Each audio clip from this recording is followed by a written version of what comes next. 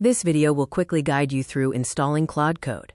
Before you begin, you will need an active paid subscription to Claude, terminal access on your machine, and at least 4 GB of RAM. You will be using PowerShell for Windows, the terminal for Mac, or Bash for Linux. For Windows, run the following command in PowerShell. It does not require any Node.js dependencies. If you are using Windows Native, you will need to install Git for Windows to execute the environment properly. WSL setups do not need this.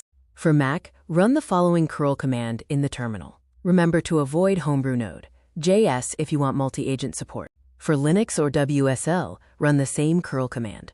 Be sure to ensure the ~local/bin directory is in your path.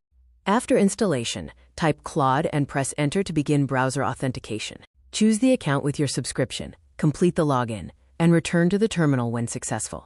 Run Claude Doctor to check your setup. All green check marks indicate you are ready to code. Navigate to your project folder. You can use Claude Explain this project for an overview of your code structure. When Claude proposes changes, review the diff. Press Enter to accept the changes. You can run commands directly inside your IDE terminal, and the changes will appear immediately in your files. Some essential commands include /compact to reduce memory usage, /clear to start fresh, and /help to view all commands. Use Claude --p query for a one-off task.